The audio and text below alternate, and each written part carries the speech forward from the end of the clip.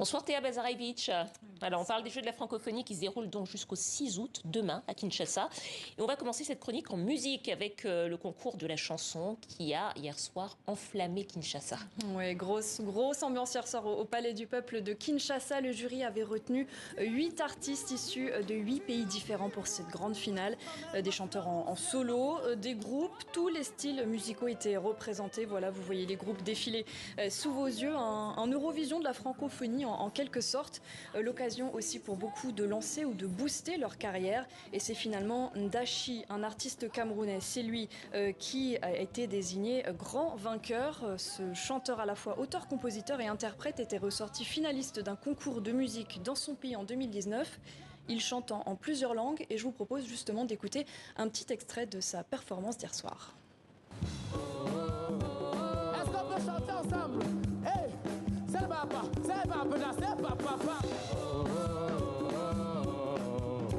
J'appelle tous les enfants du monde. Nous sommes plus de 321 millions de francophones. Tous unis pour sauvegarder et préserver notre patrimoine commun.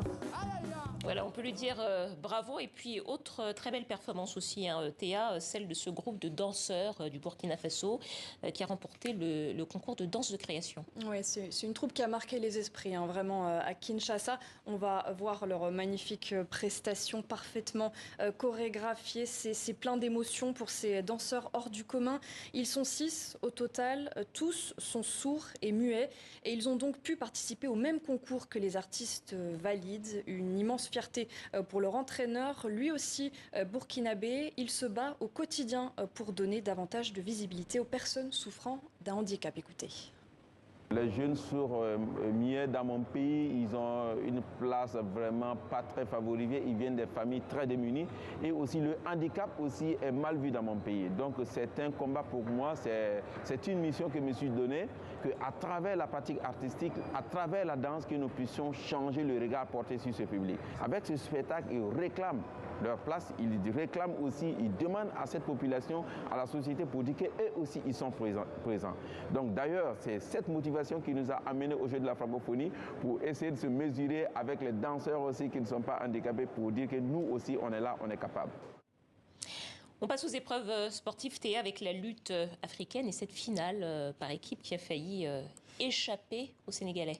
Oui, parce que ce qu'il faut savoir, c'est que c'est vraiment les maîtres incontestés de cette discipline, les Sénégalais. Au Sénégal, les lutteurs sont même considérés comme de véritables stars, au même titre que les footballeurs. Et pourtant, ils ont eu très très chaud lors de la finale par équipe. Les Sénégalais, dos au mur, menés 2-0 par le Niger. Mais regardez la détermination du troisième combattant, Sini Sembene, qui fait mordre la poussière à son rival et qui relance son équipe 2-1, puis 2-2 avec un quatrième combat expéditif. Beaucoup plus de tension en revanche lors de l'ultime affrontement. Aucun des deux lutteurs ne veut prendre de risques. Ils savent qu'à la première erreur, c'est la fin. Le Sénégalais a finalement la force mentale qui pousse son adversaire nigérien hors de la zone de combat. Ouf de soulagement. C'est le premier titre du Sénégal en lutte africaine dans ces Jeux de la francophonie. Et voilà, ça méritait bien une petite danse de la victoire. Une danse de la victoire. Loin de la compétition, Théa, il y avait aussi autre chose, un match de gala de football féminin. Oui, le foot féminin qui n'est pas encore au programme officiel des Jeux de la francophonie. Ce sera peut-être le cas dans 4 ans, c'est pas encore. En attendant, ce match d'exhibition donc pour tout simplement montrer ce sport au maximum de monde. Alors en RDC, là ce que vous voyez, c'est vraiment le derby local, une rencontre entre l'AS Vita Club en vert et le DCMP.